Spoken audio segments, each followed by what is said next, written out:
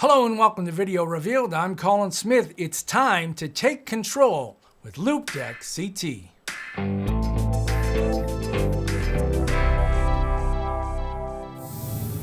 What's Loupedeck CT? It's this hardware controller right here. It's a small footprint device with giant control. And I'm going to show you how we can use this to control the computer. I want to start by saying the build quality, the aluminum body of this is like nothing I have ever seen. To me, it beats a lot of other devices I've seen worth $2,000 or $3,000. The quality of it and these little amazing LED screens that light up and change depending on what controls you have, including this wheel, which will change to a color wheel or a jog wheel in different programs. So the CT has a bunch of built-in programs that it works with, things like Premiere Pro, Photoshop, Lightroom. And by the way, I'm not going to show Lightroom and Photoshop. There are a ton of CT tutorials already for those applications. I'm going to show you how we can control Premiere Pro. It's very deep. It's deep because they're using the software development kit that Adobe gives them to allow them to control it. So there's two ways you can control an application. The SDK, which is using the application programming interface, the deep controls, or just keyboard shortcuts. So if they don't ship with a profile for your favorite application, you can still trigger all of the keyboard shortcuts for that application. But we're, of course, going to use Premiere Pro, which is very, very deep. And that's what the word is. It's deep. I've had this for a while.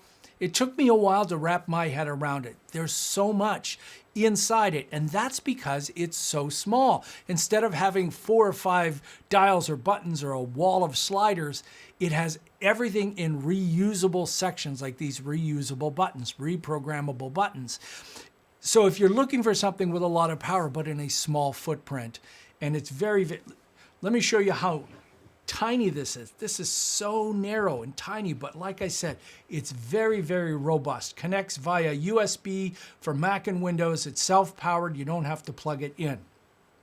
So let's start by looking at the Loupedeck configuration. This is the place where you control what happens when you push the buttons. It's divided into 3 sections. The actions section over here on the left, and on the right-hand side is the profiles. This is where you're organizing everything. And the middle section is where you see what these controls are doing.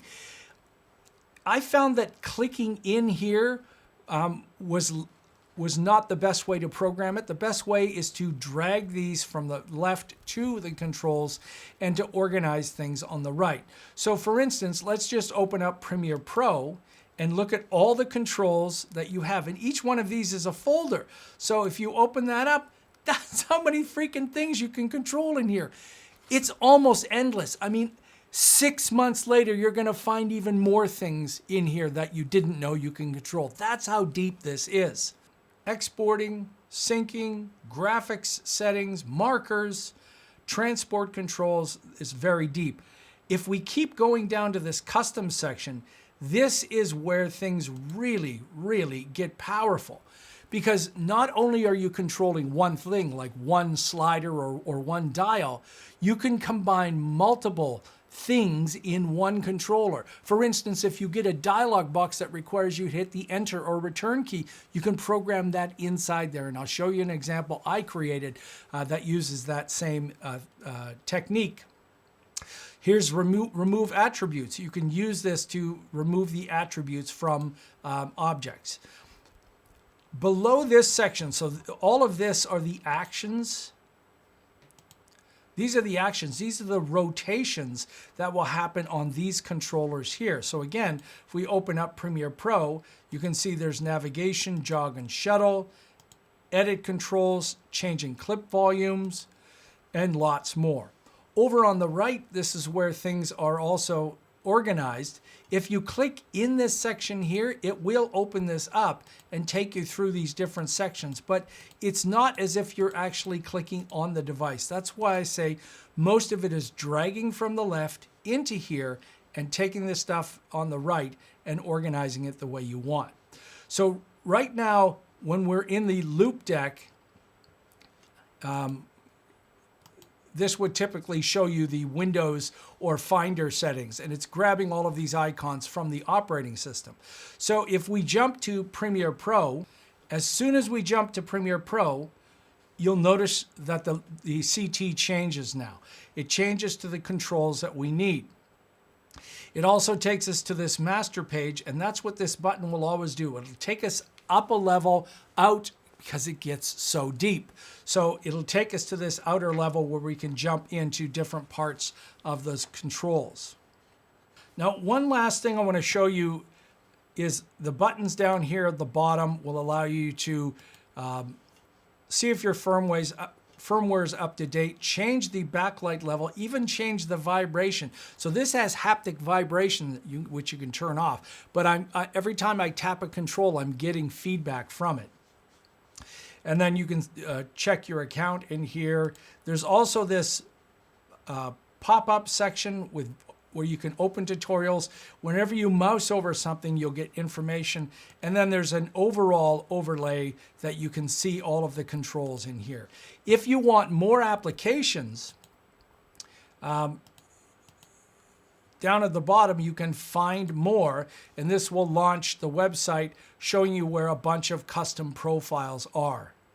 And you can see here everything from Apple Logic to Autodesk 3D Studio Max. There's Blender, Cinema 4D, even something like Chrome or Excel for crying out loud, ScreenFlow, Steinberg Cubase, which is my music program. So lots of ways to work with this application. Even out of the box, you can continue to add more stuff to it. So as soon as I jump to Premiere Pro, so if I wanted to go into editing, I'll tap that and I get typical controls, things like trim, slip and slide, zoom. So as I move this around, I'm zooming in and out on my timeline. I can also jump to the end, jump to the beginning. I can scroll with this. And if you like, you can put your finger on here and scroll larger amounts. Tapping in the middle will start to play that. Tapping again, like you're tapping in the space bar to stop that. Also, you can be moving one frame at a time here, but I can actually move one frame at a time here. I get that same feeling. Like I said, the feeling, the weight behind that, and it's not a hard dial. It's not like there's not marks in it, so it's not jumping. It's so fluid and glass-like. It's unfreaking believable. The other thing you can do is if you hold the function key down, you can page through different controls down here. So there's a different jog wheel. There's pan and jog and select clip and play. So again, this is the default. You can completely customize it any way you want. So if we go to Project, Edit Basics, you can see there are things like Open in Source Monitor, New Bin, New Sequence, Import, Export Media. If we go back out and then go into Tracks, you can turn on and off the track targeting. And you'll notice that right now these dials stay. They're always going to be there for that particular group of controls. And if you move to a different button down here, those controls will change. The dials change depending on those controls. And then there's also effects. So if I have a clip selected, I can now scale that clip down, move that clip, create a picture-in-picture effect. And all of these dials also have a button inside to reset it. So you want to reset the position, reset scale very easily. Now the crop is something that it will be in the final version. It's not right now, but you would be adding a crop effect, and this would be done automatically. So once the crop is there, you're cropping left, you're cropping right. And then you can combine that with the overall,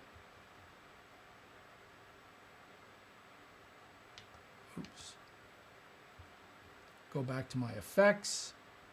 And now I'm moving that around with a crop on it. Again, we could reset everything, go back over to the crop, reset, just like that.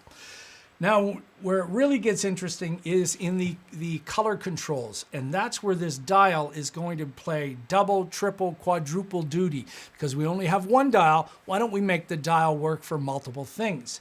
Now, you can see right here it says shadow, midtone, and highlights, and there are ways to control that with one dial. I prefer a separate dial for each shadow, midtone, and highlight, which I'll show you in a second. So let's go to our color workspace and find a clip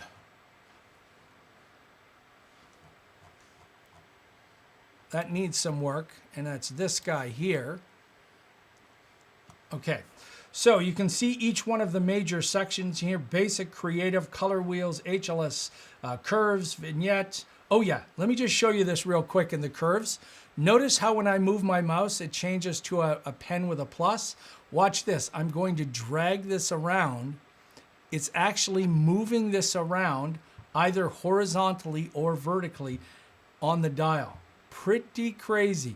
And I can control this and create an S curve like that. And you can do it with this unbelievable precision with this. Okay, let me just get back to basics in here. Okay, so I go to basics,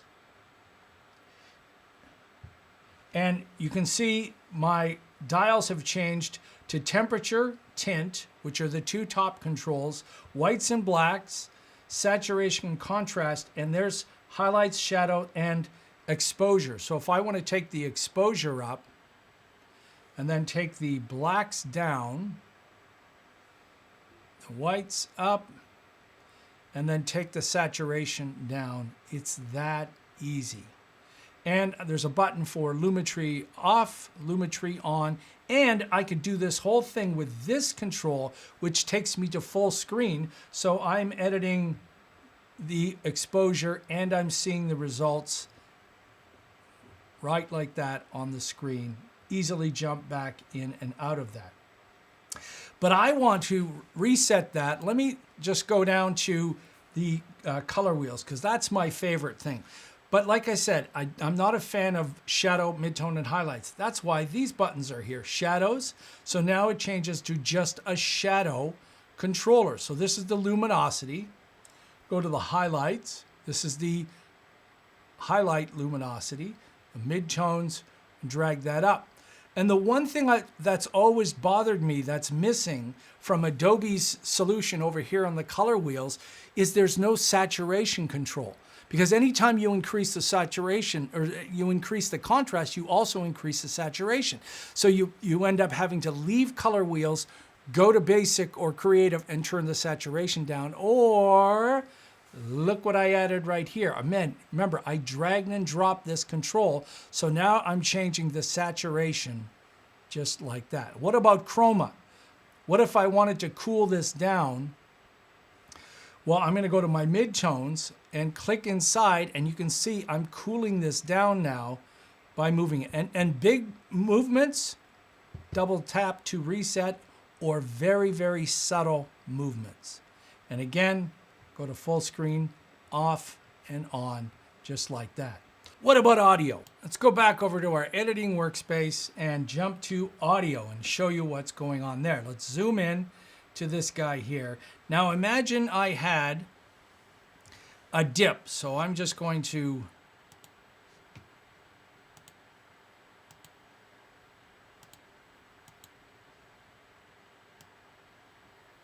select those two, and watch this. I'm using my controller to move that up and down. Right now these are linear. I can turn these to ease in or ease out keyframes, and you can see there's little bezier handles on here. Now let's imagine you don't have anything selected and you're moving this now. The whole thing is moving left and up and down, or left and right. Oh mama, how many times have you wanted that? You created a dip up or down and you like it, but you wish it was over a little bit left or right. Well, we can easily do that now. I'm going to go to the configurator and load the other control that I had. So this is the one that I was working on before the other one came in, because this has my controls in it. So I'm on number 6 right here. So let's zoom out and find the clips I want to work with. And that's our 2 ladies swimming and the 1 lady, I'll call her beach lady. Okay. So we've got these 2 women emerging from the pool and this woman with her hands on her heart by the beach. Now imagine I want to do some trimming here, some ripple trimming. So I've set mine up with nearest edit as ripple trim in, out, nearest as trim in, out, and nearest as rolling edit. These are different kinds of edits if you're not used to it. Ripple trimming, if you're familiar with the Q and the W key, then that's what ripple trimming is. I've set up this button here as a trim edit, so when I do that, I'm in trim mode, so I get to see both the last frame of the preceding clip and the first frame of the next clip. So if I'm here on a ripple, let's do a ripple trim out, and now I move my trim command. You can see I'm trimming the pool ladies so they'll hop back in the pool. I'm reducing the length of that one, or I'll flip that. Now I'm doing the same to her. So I'm trimming her clip, and as I make it shorter, the rest of the timeline ripples along, or I'll do it as a rolling edit. And the best part is I can jump to another clip and change that as a rolling edit and jump back. Or you can do this as a regular trim, just a hard trim. Or I've actually added the ability on Edit 2 to extend edit. So trim previous to playhead, where is it? Extend previous and extend that one. All built in. And where did I find these? Let me show you. If I go to the configuration and I type in extend, they came up here. I dragged them over to the right. Again, poke around in here and you'll start finding all these amazing commands that you can drag onto there. It's just freaking amazing. I love it. I also added, let's go back to my edit 1, select clip at playhead. So I'm going to go to something different. Let's zoom down. I need to make sure that I've got something that is ripple trimmed. So let's ripple trim.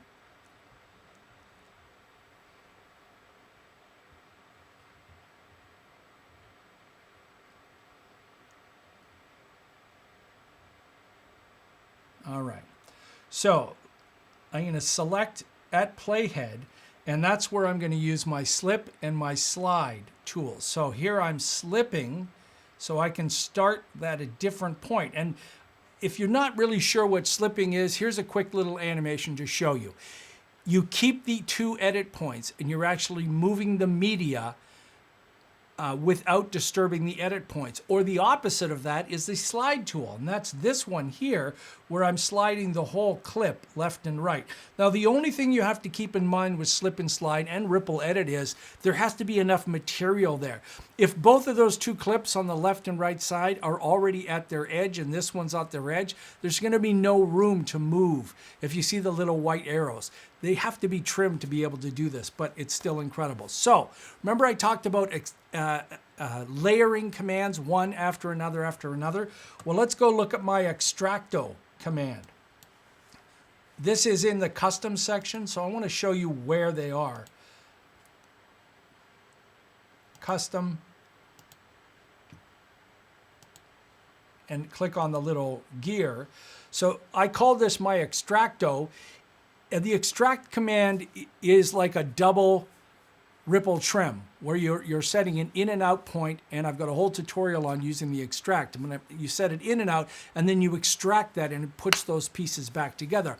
But you typically want to review that edit, so you extract, you rewind, and then you play to look at it. Well, I put all of that in one command. So hit an out point, extract, step back one frame, step back many frames, and then play. So let's go watch this in action. So let's imagine I wanted to set an in point so the 4 and the 5 keys are in and out. Again, you can change those. So that's my in point. There's my out point. If I just tap the extract command, it's going to hit O, hit extract, rewind, and hit the space bar. Ready? Here we go. Extracto. Boom, just like that. When I want to review that again, just roll back and have a look at it just like that. I've had this thing for a long time. I keep discovering more things, and Loupedeck keeps adding to this. So the more functionality they add to it, the more things I get to play with. And they keep adding more applications. And we can share our profiles. Am I excited about this? Absolutely. Because it's fun. It's beautiful. It just takes editing to a whole new level. And not just Premiere Pro, but working in things like Photoshop, Lightroom, Camera Raw, or Resolve, Final Cut, Cubase, you name it. Any place that you want to feel dials and controls and just make it a little bit more visceral and human. Oh yeah, and the other added benefit is if I'm in just in a browser, for instance, these controls, there's my volume control and there's my brightness control, which are always difficult to get to on some laptops if you have function keys or F keys and they're sharing that, and you want to turn the song up on Spotify and you're looking for function up, up, up, up, up, up, up. Instead, I just reach my big old hand over here and I just crank up the volume. Whew, pretty cool, huh? So head on over to Loupedeck and check it out. They've got a great website with lots of information to show you what's going on. I think this is a true game-changing application. Like I said, the build quality is incredible. It's tiny, but it feels good on the desk. You know, you're cranking these things around and it's not moving around. It's just sitting on the desk because it's got some weight to it and good build quality. Hey, if you're new to Video Revealed and you found this informative, please take a moment and subscribe. You want to support us some more, you can do that on our website, VideoRevealed.com. You can go to the shop there and you can donate once or monthly, and we've got a bunch of things that you can download. I'll put these profiles, my profiles, up there so that you can download them and load them into your CT. Use what I have or throw them out or copy them, add your own, whatever you want to do. All right. Till next time, I'm Colin Smith, and it's my job to keep my eyes open and show you all the amazing ways that you get to control the applications you already know.